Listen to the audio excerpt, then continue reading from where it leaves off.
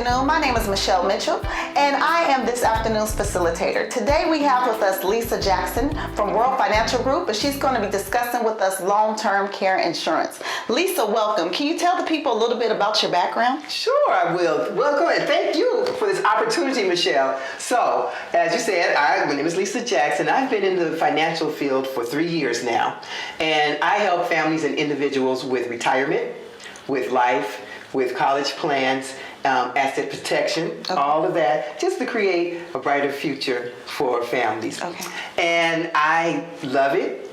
My background actually was not the financial field. It was something different, but I came as music and cosmetology. But as I came to this field, I absolutely love it. And the topic that we're going to be discussing today is very dear to me because I was my mother's caretaker for 5 years until she passed away.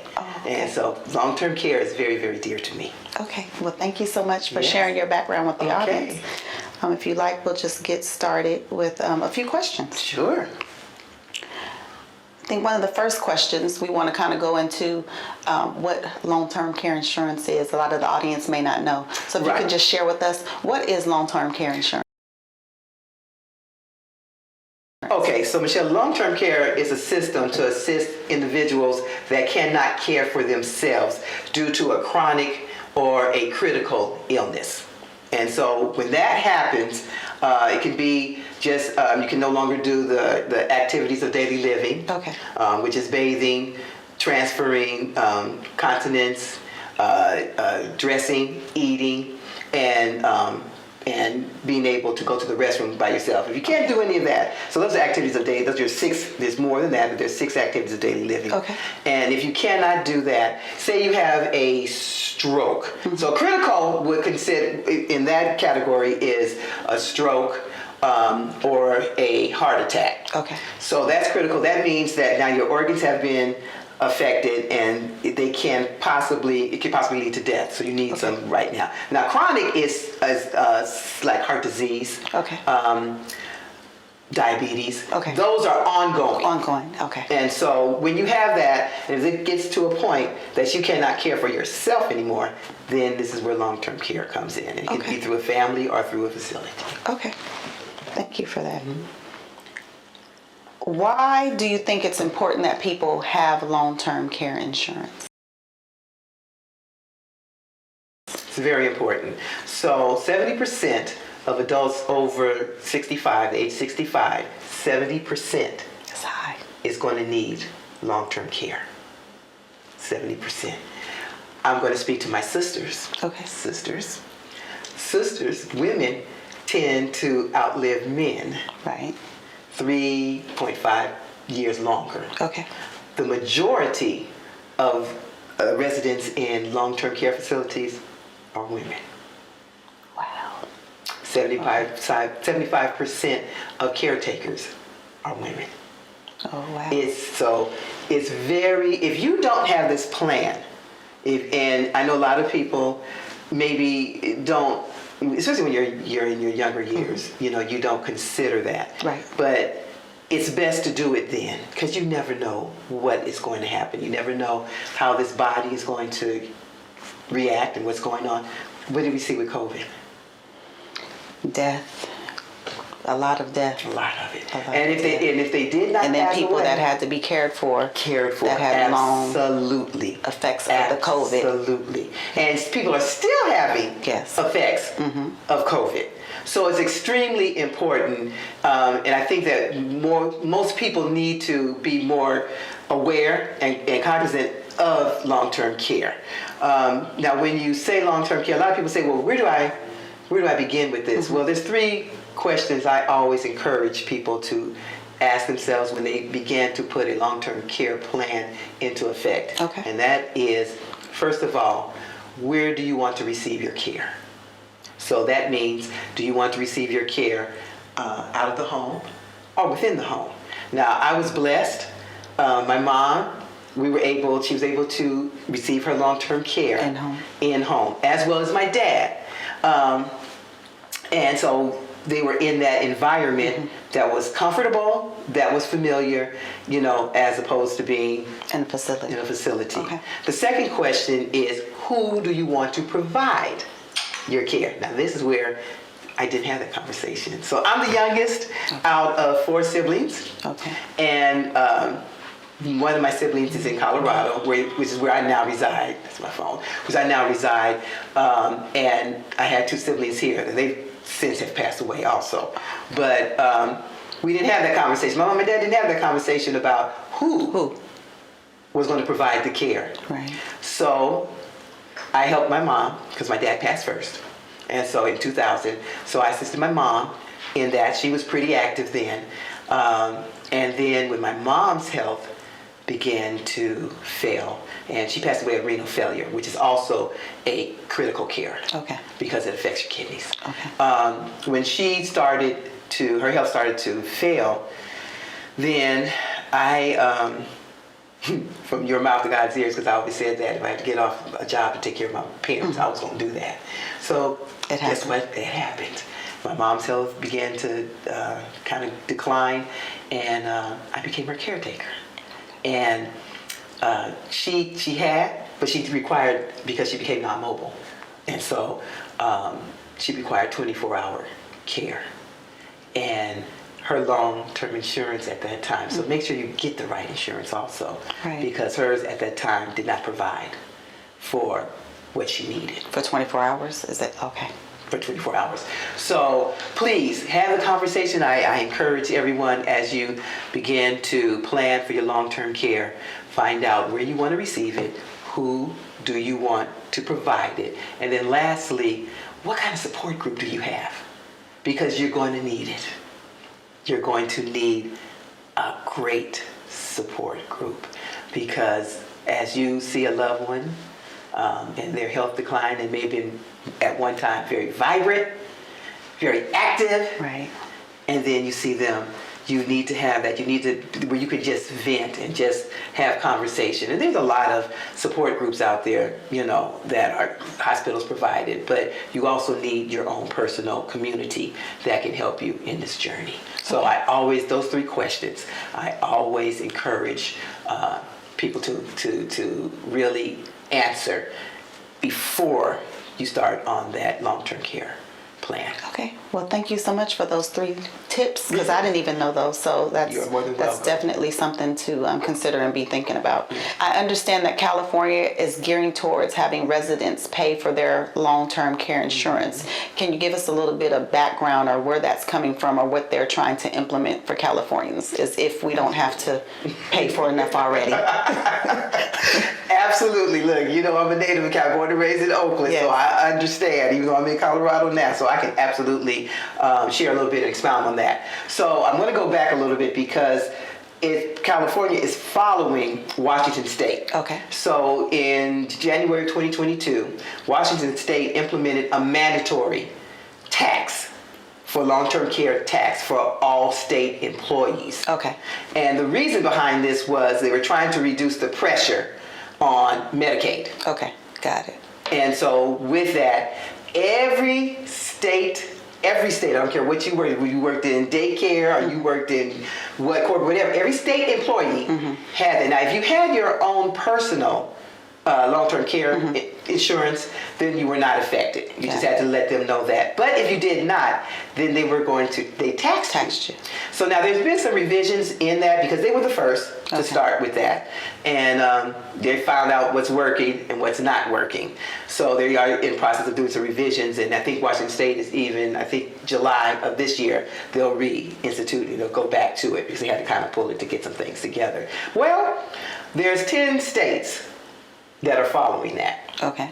California, Michigan, Minnesota, and New York are the most probable. And actually, California has a task force already in place. Not surprised. You know what I'm saying? So you know our state. So I'm still a Cali girl at heart. So you know our state. So they actually have a task force that is in place now that are putting together these pieces. Now I'm sure that they're sort of looking at what didn't work with Washington, and then they're going to do something a little different. But basically, California don't want to pay for your long-term care. Right. I'm just going to put it right down the middle. Right. They don't want to pay for your long-term care. They want you to pay for your long-term care. So this is where they're moving to, that they will have a mandatory state tax if you do not have your own personal long-term care insurance in place. Then yes. And so we're just waiting to see what's going on. We already know that California is heavily taxed. Mm-hmm. It's one of probably the most heavily taxed states, so I know we don't want to really look to have to get yet another tax. Yes, it'll be interesting how they implement that and what the tax will be. Exactly. Now, Washington State, theirs was 58 cents on every $100 that you made. Okay. That's what theirs was. Now, that was Washington State. Right. That's their cost of living. Right. California's higher, So that's all I can say. So I encourage everyone, please get your long-term care plan in place so that you don't have to do that. But that is what California is doing. Okay. Well, thank you for explaining that. Okay. Well, I understand that you have some statistics that you think that are very important that you want us to know. I do. So for a one bedroom, it's $5,000 a month. Huh? $5,000 For assisted? for assisted living. Yes. $5,000 a month. Mm-hmm. Assisted living. One person. Private for a private one. All is right. $5,000. Okay. A nurse and then a nursing home that's semi-private. A nursing home semi-private. Gotcha. Is $9,000. A month. $247. These are all monthly costs. Okay. And so that was sort of the overall United States. That was in it. So now I'm going to get specific. So in California, for that, it's $6,000. For a semi-private room, it's $6,000. Okay. For a private room, it's $11,000. This is monthly. $11,437. Ooh, okay. This is why I really encourage, Michelle, people to have their long-term care plan out. They have to, because how are you going to afford that? Because you're talking about people that are in their retirement age Absolutely. or can no longer take care of themselves. Absolutely. And then you're asking them to pay more to live when they're no longer even working and bringing in that income that they used to. That they used to, exactly. So what's your quality of life going to be? Right. And this is where, so I want to also share in there the three options that you have to obtain long-term care. Okay. So you can obtain long-term care through a rider with your life insurance. Okay. Okay, and so with that, you're able, if you need long-term care at some point, you're able to use some or all of your death benefit for your long-term care. Then you have another one that is a benefit linked. That's another option. And so with this one, you link your long-term care to any kind of policy. So it could be a life insurance, it could be an annuity. But with this one, you create a pool of money. Okay. And if you do not need long-term care, then your heirs will either get a death benefit with life insurance or cash value accumulation through an annuity. Okay. And then the last one is just a standalone policy. Okay. And so this is where you do just that. You purchase just long-term care by themselves. Okay. But if you have this in place, because we really don't know, we all, long for good health, but we just don't know. You don't. And if you don't know and you don't have these in place, just like you said, so how are you going to do this if you're in your retirement years? Now you're looking at if you don't even have that, or say you say, well, so-and-so's going to take care of me. You didn't have them, you didn't ask them. So where they may have freely said, I'll help you, but now if you're obligating them, they may start looking at you a little crazy, a little sideways, because guess what? They never signed up for that. Right. So this is where the conversation comes in of who do you want to provide your long-term care. Right. So there's one saying, very wise friend of mine, she had this, and she said, as I'm looking down because it's at the very end, but I love this one, and I think I'm going to just keep adopting this this saying, where she says, I'd rather be 2 years too early than 2 seconds too late. Because a lot of people say, I'm not going to need it. They have time. And I just don't think I'm going to need it. I don't think I'm going to need long term. I'm paying for something that I don't think I'm going to need. But guess what? I'd rather be 2 years too early than 2 seconds too late. And now you need it. Right. And you don't. And then you don't have it. So this is why it is I didn't know my mother was not going to be able to walk anymore. I saw somebody from a vibrant, late in her 70s, so she died about 85. So, in her late 70s, still up doing everything. One day she woke up and couldn't walk. Just out of the blue. Out of the blue. She could not walk. And so guess what? Her nurses told me at that time, they said, very matter-of-factly, and I'm not saying that they weren't considerate, they weren't compassionate, but they just said, oh, but your mom's going to need full care. I was trying to still make a living here in California. Right. I was still trying to make a living. I said, what am I supposed to do now? And when I checked what her long-term care, and it really did not meet her needs, then we had to scramble to find something. Right. Have the conversation. Get the plan. Because you never know. And just be 2 years too early than 2 seconds too late. Yeah. All right. That's good. Well, I think we're going to wrap up with one more final question, and then if you want to expand on anything at the end, okay, you can do that. Sure. But the last thing we want to know, because you're teaching me a lot right now, even sitting here, why is it hard to find a good caregiver? And then besides costs, what other factors do you think people should consider? Okay, so I'll address the first question. It's hard to find a good caretaker. When you say this, are you saying just a personal, somebody to come in and assist in that? A lot of people are leery of how their loved one is being cared for. That's I would probably say one of the first things is, can I find somebody that's reliable, that's loving, that's compassionate, that will take care of my loved one as I would. Right. So that's one of them. And if you find that, then it revolves back to that cost.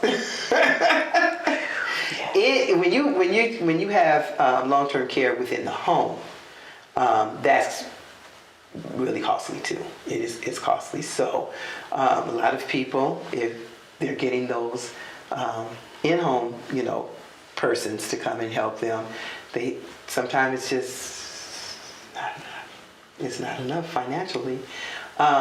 So those are the two, I think, two main would be the cost, and then just a concern of what the care is going to look like, and the type of care that your loved one will receive from a caretaker. And then your second question was what now? Let's see what they say. What other factors? So the other factors. Go ahead. Okay. So what other factors for long-term care that you should consider? Other than cost, if you're looking.